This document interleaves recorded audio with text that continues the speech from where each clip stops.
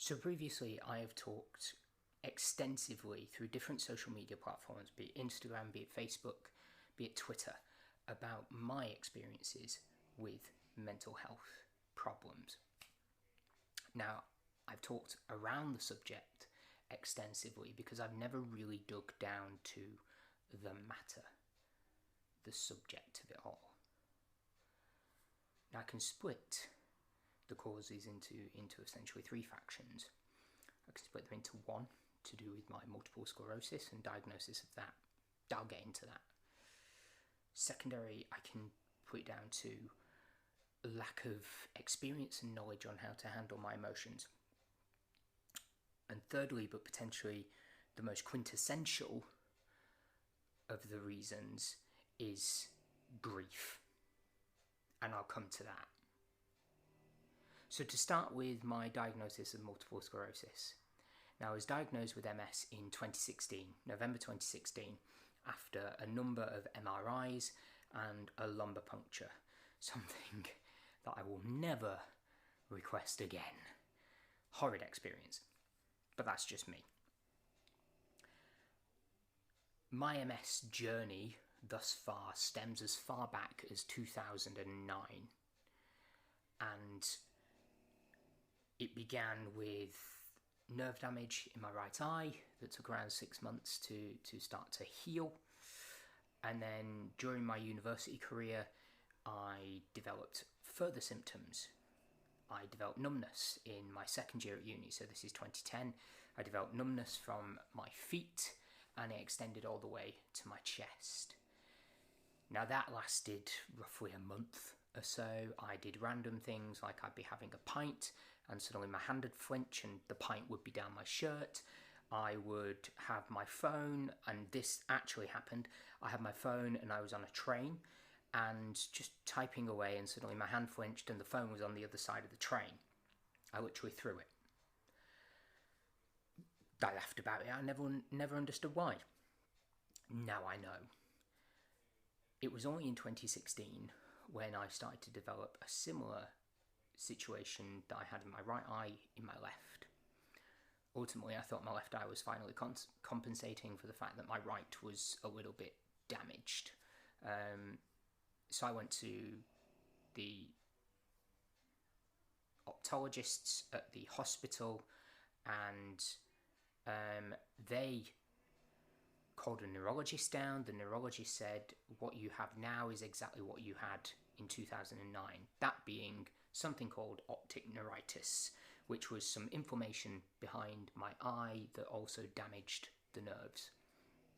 Now they said that 2 bouts of optic neuritis in less than a decade, and at this point I was also only 26, is odd and can be seen as a trigger for MS. So would I like to have some tests run? Yeah, of course I'd like to run some tests. So cue the MRIs, the lumbar puncture, and ultimately getting told in November 2016 that I have relapsing remitting MS. Now my MS is, all MS is described and known via the production of lesions in the brain and in various other parts of the body, typically spinal area. I have a number of lesions in the left side of my brain, but more significantly in the right frontal lobe of my brain, which explained why majority of my symptoms that I experienced at university predominantly affected the left side of my body. And to this day, these 2 fingers on my left hand all the way down to my elbow remain numb in some respects. And the lesions also appear at the base of my neck and then also midway down my spinal cord. Luckily, there haven't been any significant developments in the lesions in the last few years. I've had a couple here and there, but nothing major, and it seems to be going relatively well. However, one of the known factors with MS is the fact that it can lead to depression. When I was told that I had MS, my initial response to the consultant who informed me was, well, you're not telling me I'm dying. an abrasive, potentially defensive response to a bit of shocking information that I received. The people around me handled it in different ways. Ultimately, I had to tell people it was handled in different ways. People went into research mode. People themselves got upset. And at the time, I couldn't comprehend, nor did I want to comprehend, how other people were handling it. I needed to deal with that information myself. I needed to learn how to handle that information, because back in 2009 when it all started, and then in 2010, I did an internet search, and ultimately it came up with MS based off what I was describing. You don't want to believe that at sort of 19, 20 years old. You want to crack on. You treat yourself as a hypochondriac. But then in 2016, I affirmed the fact that actually my suspicion and the fact that I really paid attention to the internet searches, it was fact, it was true. Now that plays on you, because that's 7 years of waiting around not knowing what's going on, but something is going on. Since then, I have had peaks and troughs with my mental health, as the majority of people who suffer with mental health issues do. And some of those can be attributed to the MS. When I've developed new symptoms, when I've started medications, the fact that people don't really understand MS. I don't have all the answers either. I'm still coming to terms with it. I'm still coming to grips with it. I'm still learning, because there are new things that happen every so often, and I develop something new along the way. I have trouble walking sometimes. Mobility in my hands isn't great. I'm quite clumsy these days. My speech can be a bit gappy, and this is why I don't really edit these videos to cut out the ums and the pauses, because that's naturally a part of my disability. That is me showing you what actually happens with my MS. There are gaps in my speech because there are gaps where this just kind of goes, hang on a minute, what was I trying to get to? And then it clicks back in and I start again. And that's what happens. That can be frustrating. Ultimately, the fact that you kind of have to move along, get on with things, doesn't take away the struggle. But to everyone else, because MS is an invisible disability, to everyone else, you look fine. And I've never had someone come up to me and say, oh, you look fine. It can't be that bad. I've never had that. Genuinely, if I did, I think I'd throttle them. Because there's nothing more patronising, and there's nothing more that shows a lack of understanding. What I've had is, oh, I know someone with MS, and it affects them in this way. Cool, that's great. In part, do you want to know what that does to me? That makes me think, oh crap, am I going to get that? Because I don't know. All I know is the MS will progress at some point. I have relapsing, remitting MS, but at some point it will progress. And in my mind, I just think, oh, they've described that symptom, that's going to be me. That's going to be me in a number of years. That could be me in 6 months. I don't know. That plays on the mind. It plays on the mind that I am 30. I am not settled down by any means yet. Then again, people say to me, oh, you're young. Yeah. The white hairs are starting to differ with that opinion a little bit. But I'm not settled down in any way. And some of my biggest fears are, one day, will I get to a point where I eventually have children and my MS has got to a stage where it really affects my grip and I can't hold my own kids. Nothing would be more heartbreaking than that. You could throw anything at me, but that would be it. That would be the last straw. I've never really opened up about that publicly before now.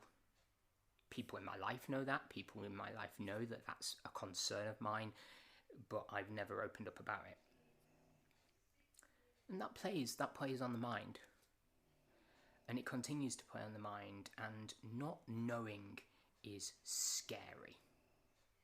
I don't fear in any way, regardless of the fact that grief and death is something I will come to as part of this conversation, regardless of the fact that that is a part of this conversation. I don't fear death. I know at some point it's going to happen. It's inevitable. However, what I fear is the journey getting there. Life is what I fear, because I don't know what it holds. And I'm not a control freak by any means, but I do like having some charge over things, and the fact that I don't have charge over that is hard to comprehend, and it bogs me down sometimes. So that's MS. That's the pot that is MS. Now, if you want to know more about MS, there's plenty of sites to go to. There's the MS Society, where you can find a bunch of resources. There's the NHS website as well. There are plenty of resources on MS. You might know someone who has it. You might have it yourself. You might be recently diagnosed. Do some research. Find out about it. I'm still learning. The learning is the scary part. But there are plenty of communities out there as well that you can join on Facebook in your local area. Look them up. That's a help. Because we don't just talk about MS. We have lives. We have lives to lead. And it's kind of moving from MS into living life, not being scared of it, but chasing it, tackling it, doing what you want with it. That's the part that we're trying to move forward to. And that's difficult. Secondly, I spoke about the lack of understanding on being able to handle my emotions. This is something I've always struggled with.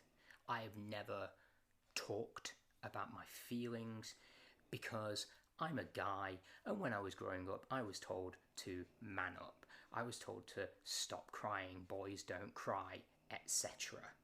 I was taken the piss out of if I showed emotion as a child.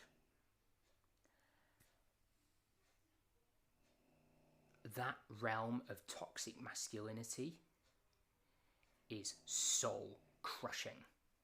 Because when you're told not to talk about your emotions, what do you do? I didn't have an answer growing up, and particularly as a teenager. Teenage years are a tough time at the best of times.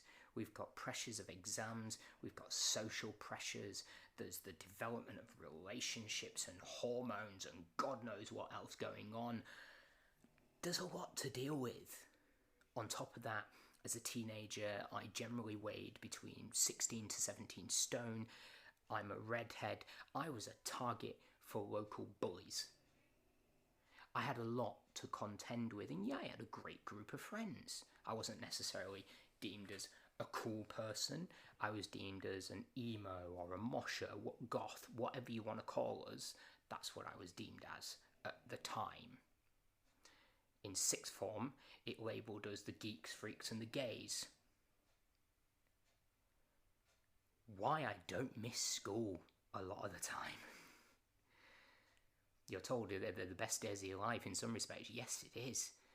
It's easy when you look back on it, but there are moments where you're like, no. And I have those a lot when I look back on my educational experience as a teenager.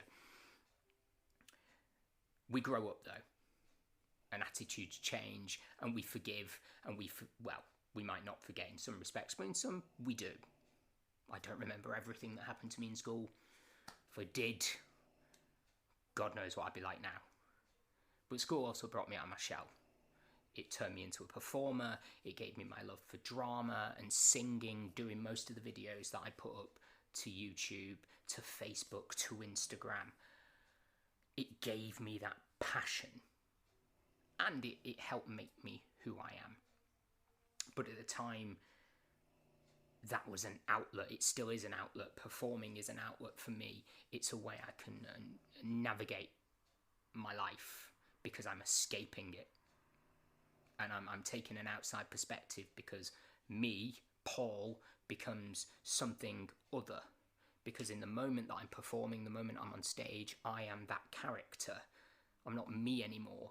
So Paul's the character. Paul is someone outside of it all. And that's how I view myself. I view me as a character. And I'll do everything I can to escape it. So be that performing in some way, or be that just doing something to distract myself. You'll notice I'm in workout gear. That's because just before doing this video, I was doing a workout. You're getting raw me after I've had a chance to think and navigate those thoughts. Something that as a teenager I didn't give myself the opportunity to do. I didn't have the capacity to manage my emotions, and it led to some bad things. I self-harmed as a teenager. When feeling angry or sad, I would, and I still do it now, go from this to up here. Because shouting is just a way to express myself. And not the best way, but it's a way.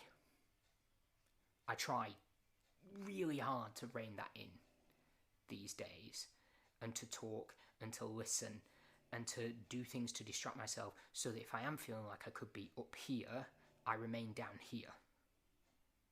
And that becomes hard. It became particularly hard in the summer this year, because I was avoiding going up here, and instead my emotions had to manifest in another way. And I was on the brink in 2020. But the lack of understanding on how to manage my emotions was catastrophic in school. I would, as I say, self-harm. I would do it in what you would view as a typical way.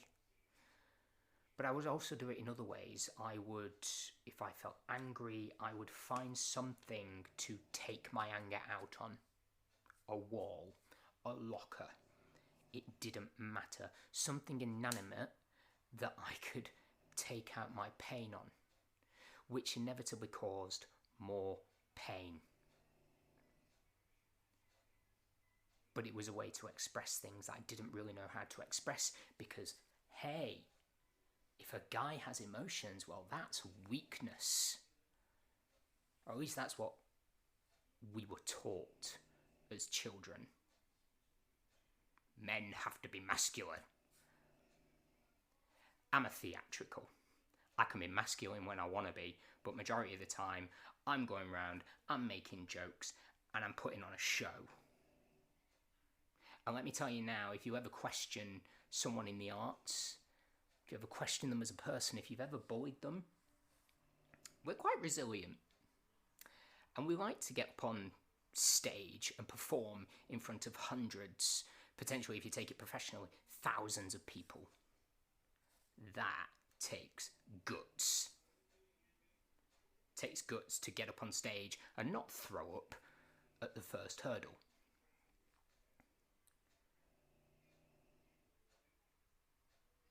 I never, and I still haven't truly mastered how to manage my emotions. I find ways to distract myself from them.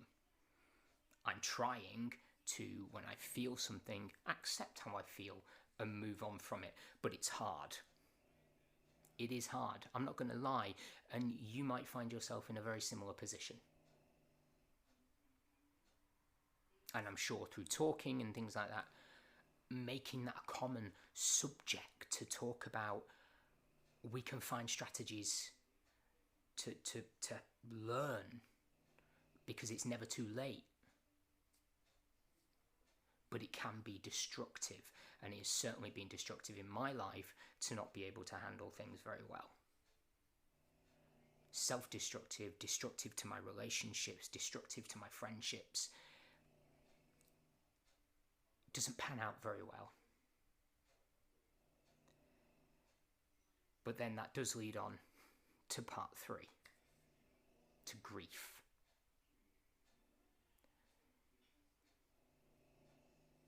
At some point in our lives, we will all face death, because, not to sound morbid, but everyone we love will die at some point.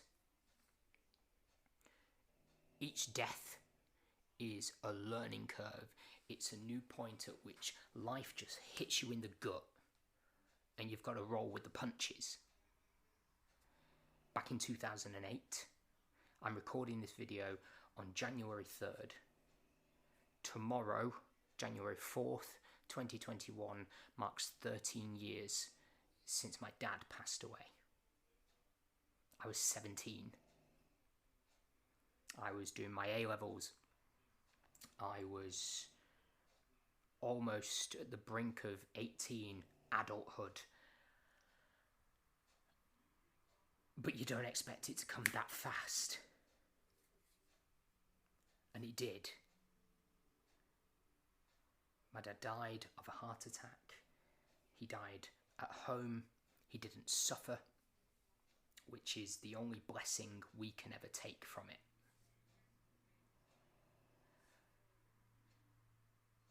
But a 17-year-old kid who doesn't really know how to handle his emotions at this point gets that curveball thrown in,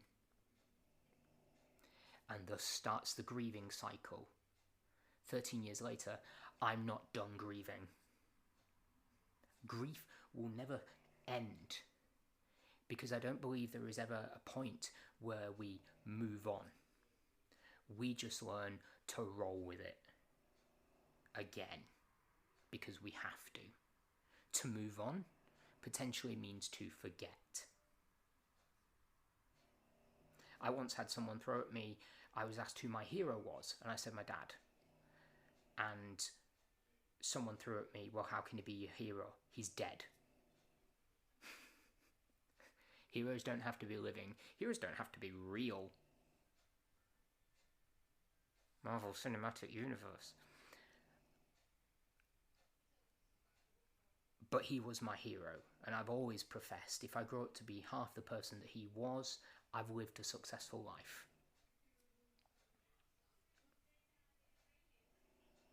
The pressure that I put on myself then is that I'm not living up to what he would have wanted, that I'm failing in some respects, to which I'm not. I'm doing relatively well in my career.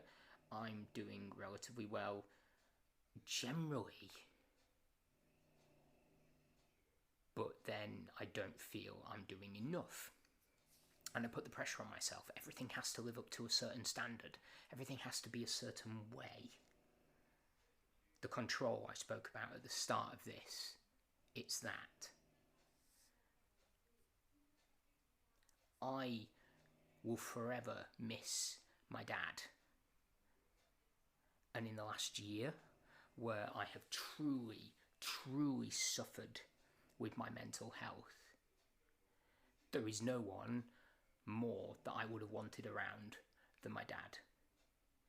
Even if it was to just tell me everything will be okay. He's not here. I will always, in some respects, blame myself. The day that my dad died, he dropped to the ground, I was in bed, and the next thing I know, I'm getting shouted by my mum to get up, to come downstairs, as my dad's collapsed. I raced out of bed. But she had to shout me a few times, because I was a lazy 17-year-old boy in bed. Shouted me a couple of times. I got down there, I saw him, and I broke. I couldn't do anything. I panicked. I ran upstairs.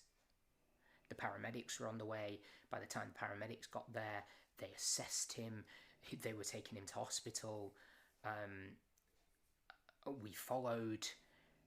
We sat in the family room. And then within a few minutes, the doctor came in and didn't say anything, and we knew. My world that I knew, gone. Imploded. Everything changed in that instant.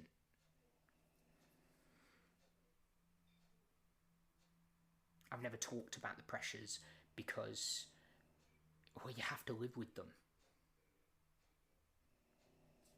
It was pressures on us all.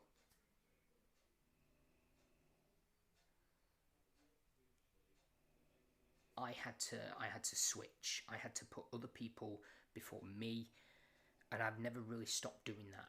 I don't talk about my own issues anymore because that event led me into my family need me. I was told when my dad died, I'm the man of the house. 17 years old, man of the house. What does that do to a person? Well, it brought a wall down. That's what it did. Because then I was like, right, well, I have to be pragmatic. I have to do X, Y, and Z. I have to make sure people are okay. I held back the tears at my dad's own funeral. And you can see here, there's anger buried in. Because I had to do that.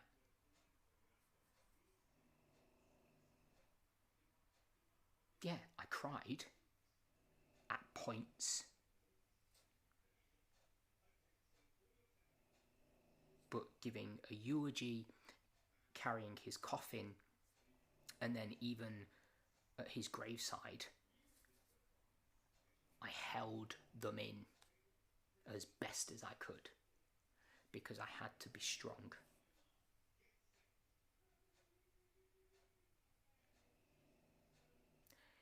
That mentality has never gone away.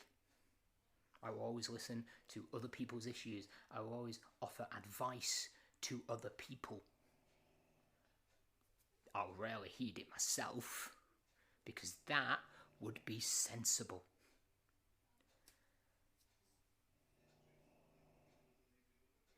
I like to think of myself as an empathetic person. I like to think that I'm able to put myself in other people's shoes and understand where they're coming from without getting so attached that I draw myself into what they're going through. I can sometimes, through that, come across as detached, cold-hearted, stone-faced wall. The wall comes down. The emotional barricade is back up. No one has quite successfully broken that yet. There are cracks, but no one has quite broken it to the point where I'll talk, to the point where I will openly cry in front of someone without thinking it embarrassing or that I'm just being a burden.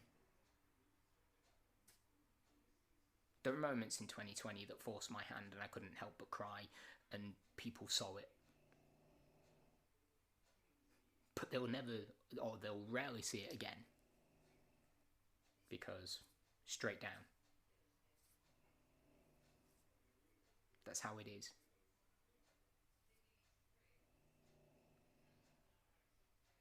There's a number of things that I've unpacked in this video, and I've talked to you for an extended period of time.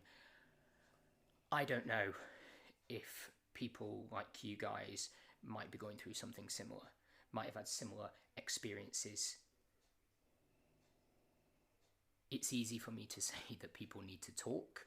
We need to talk about grief, death, emotions. We need to tackle our demons.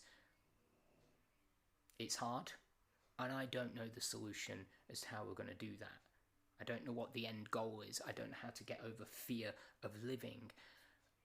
I don't know how to get over fear of things not going to plan and handling that. Hopefully, there is a light somewhere at the end of the tunnel. 2020 in the past now. I know only by a matter of days, but it's in the past. Moving forward, we're yet to see what 2021 has to bring, and hopefully it's good things. There will be ebbs and flows, because there always are. There has to be. That is life. It is how we handle it that counts. I don't know what it's going to throw. I don't know how I'll handle it. I'm struggling, and I struggle every day. But there always has to be a bright side, right? Thank you for listening to this. If you do relate to some of the stuff that I'm talking about, if you want to hear more from me about this kind of stuff, because this is the most in-depth I've ever gone, then please hit the like button, subscribe, comment, drop me a line. I'll speak to you very soon. Take care.